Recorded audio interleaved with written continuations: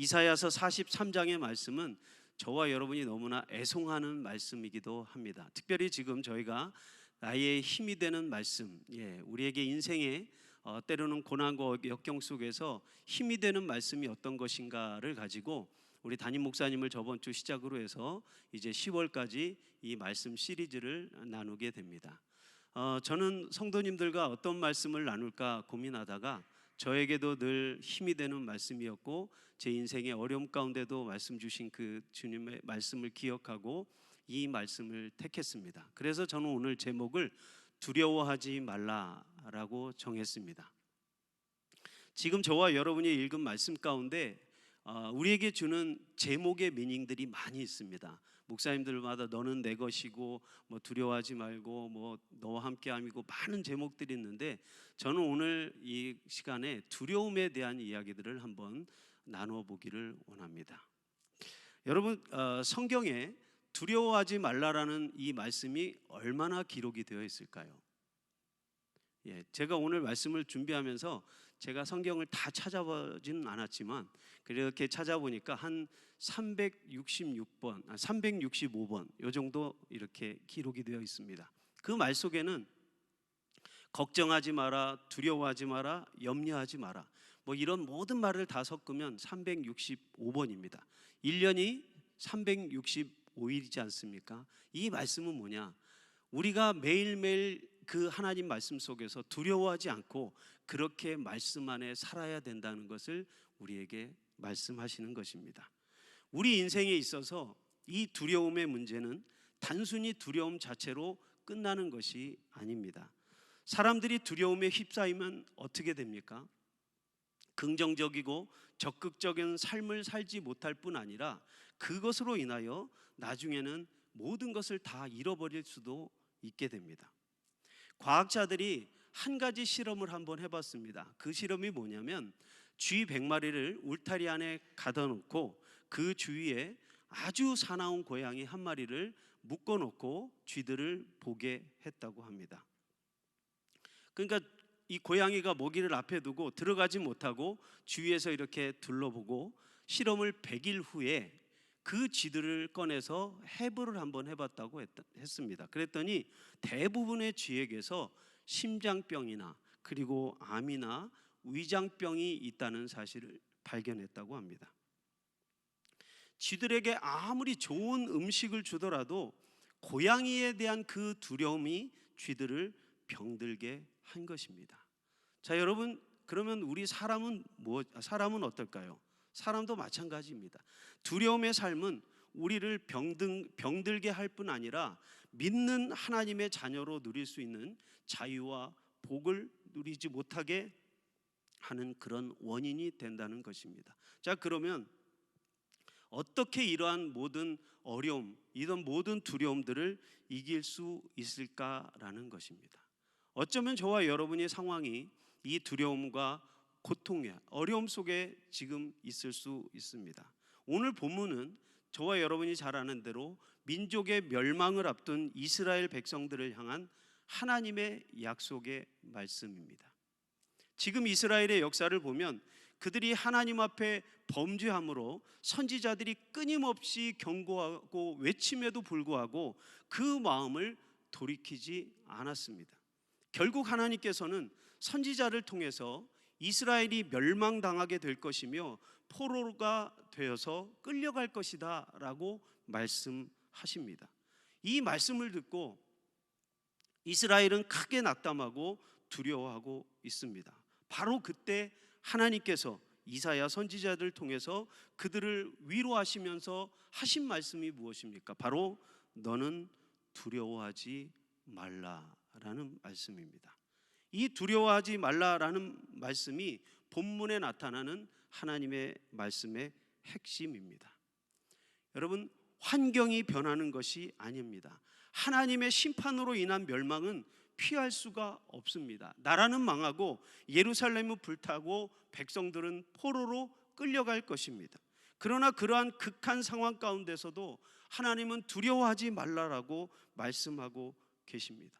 그 어떤 환경 가운데서도 두려워할 것이 없다라는 것입니다. 왜냐하면 환경을 초월하시는, 모든 환경을 넘어서시는 하나님의 은혜의 역사가 있기 때문입니다. 여러분, 오늘 본문 1절 말씀 같이 한번 읽어보겠습니다. 야곱아, 너를 창조하신 여호와께서 지금 말씀하시나라. 이스라엘아, 너를 지으신 이가 말씀하시느니라.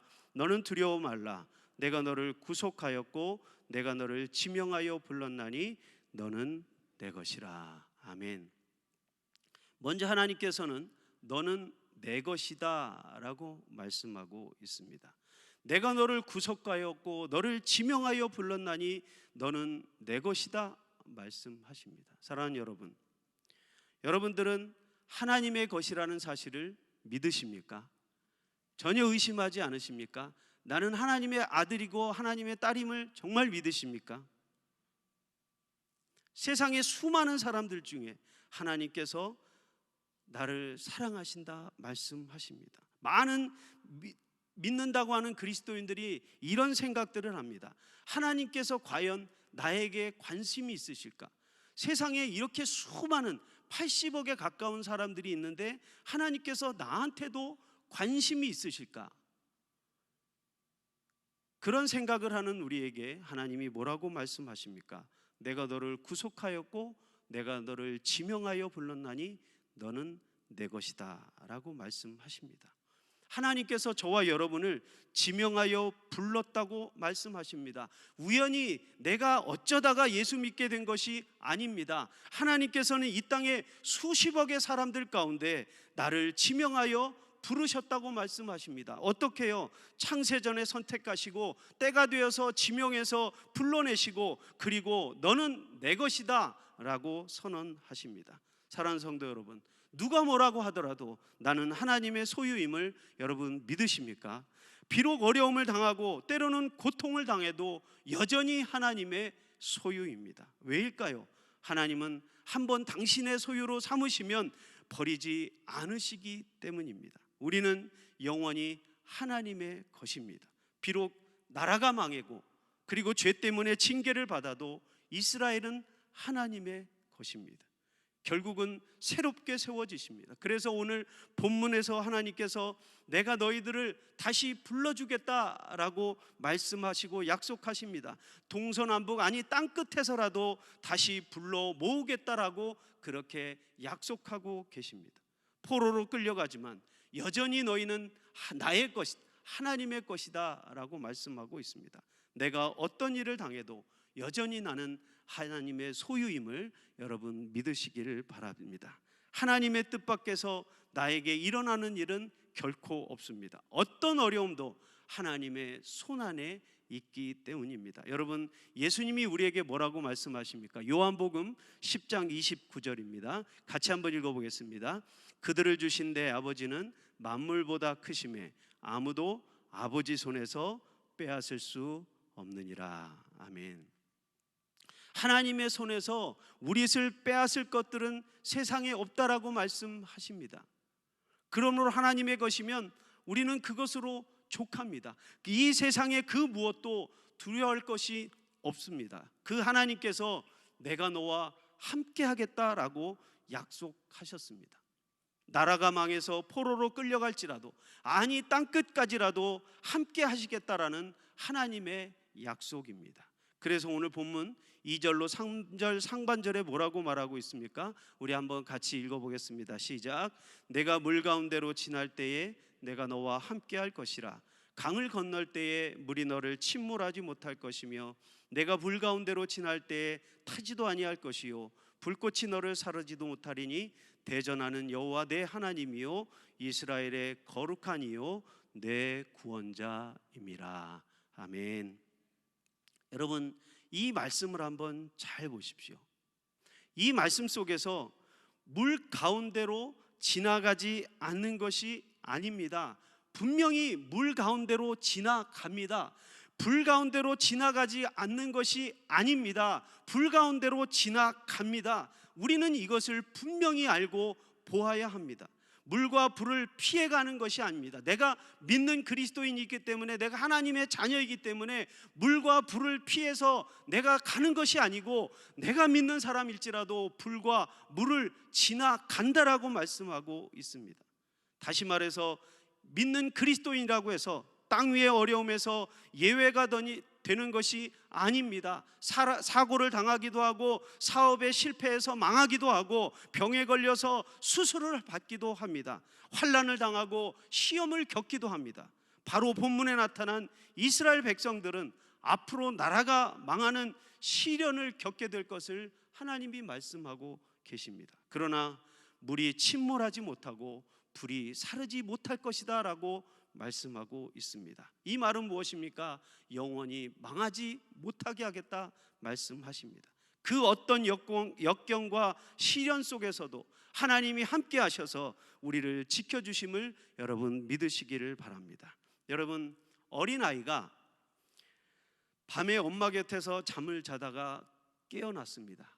그런데 깜깜합니다. 깜깜하니까 아무것도 보이지 않으니 이 아이가 무서움을 겪게 됩니다.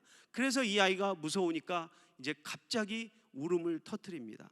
울면서 엄마를 찾았겠죠. 엄마, 엄마. 무서우니까 엄마는 안 보이고 무서움에 막 울기 시작합니다. 우는 아이를 어떻게 해야 울음을 그치고 잠이 들 수 있도록 할 수 있을까요? 그것은 엄마가 옆에 있다가 가슴에 손을 대고 두드리면서 얘야, 엄마가 여기 있다 라고 하며 토닥거리며 주면 그 아이는 어느새 울음을 그치고 세곤세곤 잠이 들게 됩니다. 무서워 울다가도 엄마가 곁에 있는 것만 확인하면 곧 다시 평안을 찾게 됩니다. 사랑하는 여러분, 지금 아무것도 보이지 않으므로 두려움 가운데 있으신 분이 계십니까? 왜 우리가 하나님이 없는 것처럼 그렇게 고아처럼 살아가고 있습니까? 하나님께서는 지금 저와 여러분의 곁에서 우리를 토닥여주고 계십니다. 지금 그 주님이 저와 여러분을 쓰다듬으며 두드려주며 사랑하는 아들아, 사랑하는 딸아, 내가 여기 있다 라고 지금 말씀하고 계십니다. 그리고 우리가 이것을 믿을 때 하나님께서 나와 함께 하시고 나를 도와주신다는 약속을 믿을 때 우리의 모든 두려움은 사라지게 될 것을 믿으시기 바랍니다. 여러분, 성경의 베드로는 예수님만 바라볼 때는 물 위를 담대하게 걸어갔습니다. 그러나 몰려오는 파도를 보고 두려워하자 그만 물에 빠지고 말았습니다. 이때 예수님께서 베드로를 향하여 뭐라고 책망하십니까? 믿음이 적은 자여 왜 의심하느냐?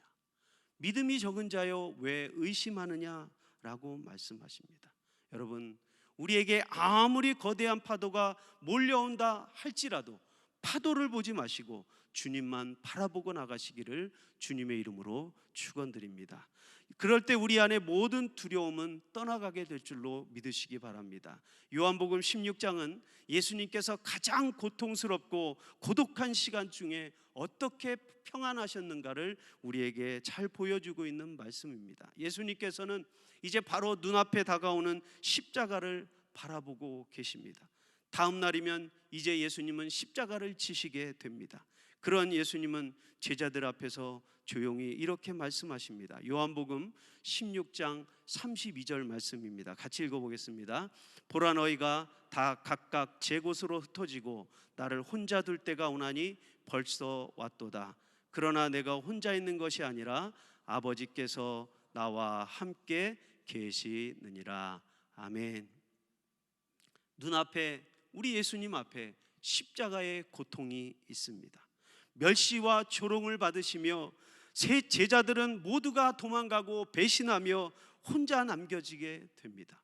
이렇게 감당하기 어려운 엄청난 고난이 이제 예수님 앞으로 다가오고 있습니다. 그러나 예수님의 마음은 전혀 흔들림이 없으셨습니다. 한없이 조용하시고 평안하셨습니다. 왜일까요? 오늘 이 말씀 속에 있는 아버지가 나와 함께 계시기 때문입니다. 결코 예수님이 혼자 남겨지는 것이 아니라는 말씀입니다. 아버지께서 나와 함께 하시기 때문이다 라고 말씀합니다. 하나님이 함께 하시기에 예수님의 마음은 평안하셨던 것입니다. 사랑하는 여러분, 인생에서 아무리 고통스러운 순간에도 하나님께서 나와 함께 하심을 여러분 믿으시기를 바랍니다. 이것이 우리가 두려움을 이기는 비결임을 믿으시고 이와 같은 믿음을 소유하는 저와 여러분의 삶이 되시기를 주님의 이름으로 축원드립니다. 자, 우리 3절 말씀 한 번 더 같이 읽어보겠습니다. 3절입니다. 대전하는 여호와 내 하나님이요 이스라엘의 거룩한 이요 내 구원자임이라. 내가 애굽을 너의 속량물로 구스와 스바를 너를 대신하여 주었노라. 아멘. 하나님께서 우리의 구원자가 되신다라고 말씀하십니다. 여러분, 이것이 중요합니다. 내가 하나님의 것임을 믿고 하나님의 보호하심과 함께 하심을 믿습니다. 그러나 여전히 문제는 있습니다. 내가 그 사랑을 받을 자격이 없다라고 생각하는 것입니다. 사랑받을 만한 거룩함과 정결함이 나에게는 없다라고 생각하고 내가 그것을 너무 잘 알기 때문입니다. 하나님의 도우심을 믿고 싶은데 내 죄악이, 내 허물이 내 앞에 있습니다. 다른 사람은 몰라도 나는 내 죄를 너무나 잘 알고 있습니다. 이것이 문제입니다. 이것이 나를 괴롭힙니다. 스스로 나는 그 예수님의 사랑을 받을 자격이 없다라고 그렇게 생각을 합니다.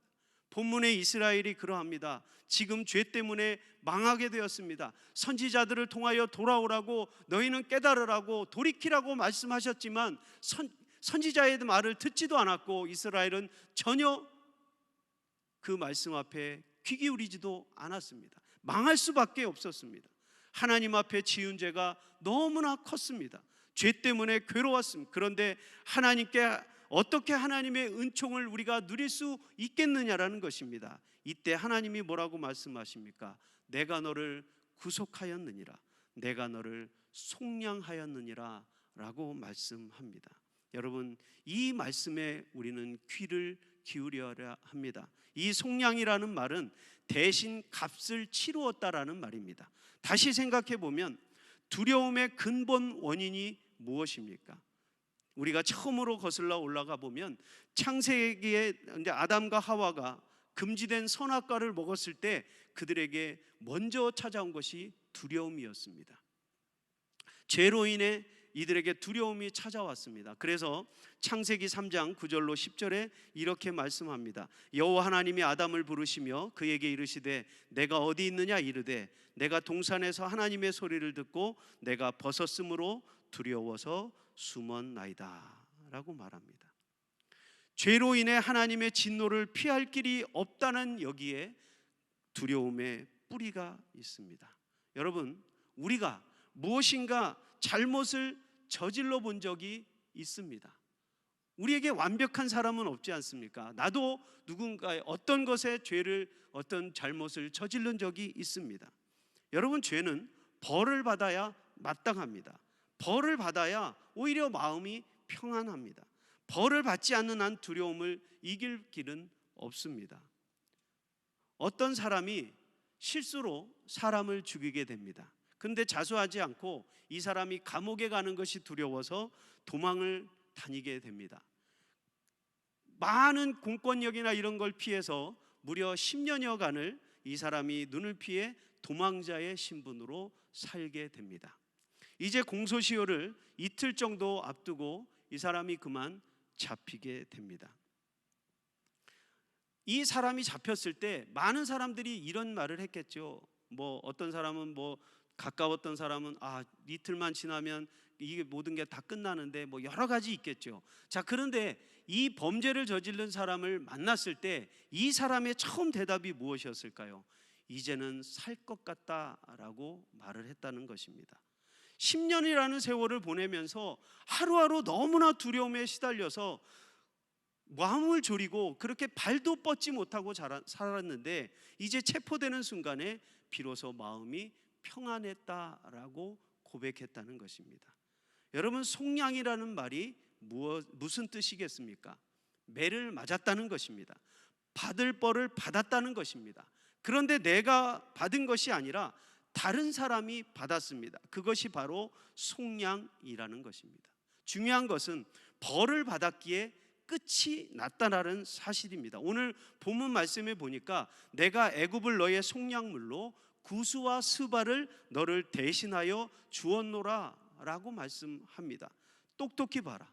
너희를 살리기 위해서 애굽과 구스와 스바 사람이 얼마나 대신하여 죽었느냐라고 말씀하시는 것입니다. 다시 말하면 너를 살리기 위하여 죽은 사람이 얼마나 되느냐는 것입니다.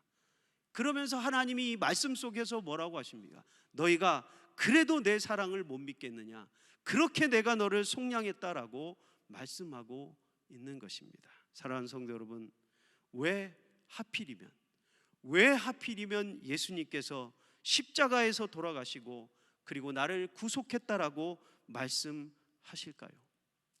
예수님께서 우리의 모든 죄악과 허물에 대한 분명한 대가를 치르셨기 때문입니다. 내가 지금 고민하는 바로 그 죄악에 대해서 예수님이 친히 생명으로 대가를 치르셨습니다. 나를 위하여 십자가의 희생을 아낌없이 지불하셨습니다.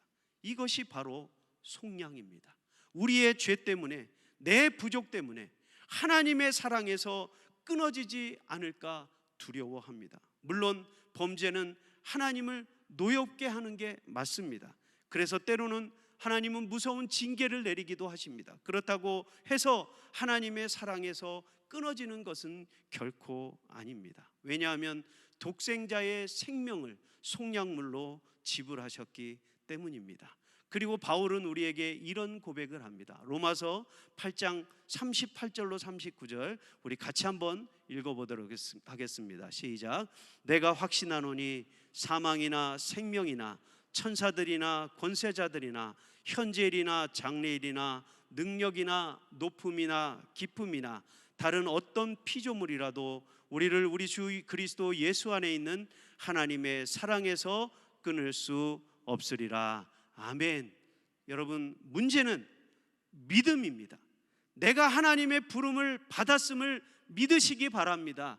하나님의 그 약속의 말씀을 하나라도 의심하지 말고 믿으시기를 바랍니다. 나를 지명하여 부르셨고 내가 너와 함께하며 역사를 주관하시는 전능하신 하나님께서 물 가운데서 불 가운데서 나와 함께 가심을 여러분 믿으시기를 바랍니다. 그 하나님의 약속의 말씀은 결코 변하지 않고 영원토록 우리와 함께 하신다는 사실을 믿고 나아가시기를 주님의 이름으로 축원드립니다. 말씀을 맺겠습니다. 사랑하는 성도 여러분, 이 시간 알 수 없는 고통 가운데 혹시 계신 성도님들이 계십니까?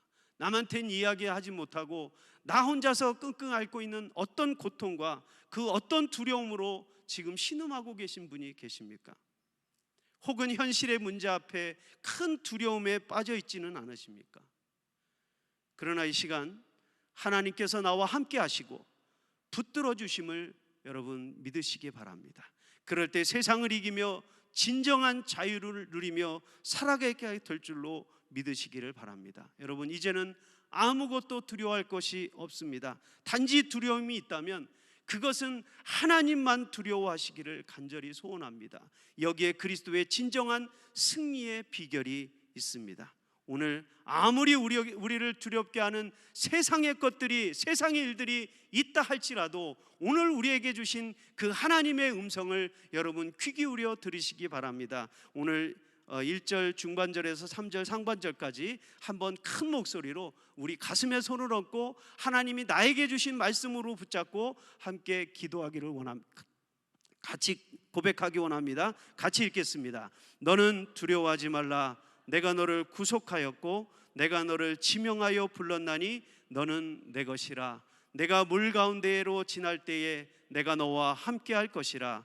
강을 건널 때에 물이 너를 침몰하지 못할 것이며 내가 불 가운데로 지날 때에 타지도 아니할 것이요 불꽃이 너를 사르지도 못하리니 대전하는 여호와 내 하나님이요 이스라엘의 거룩한 이요 내 구원자임이라.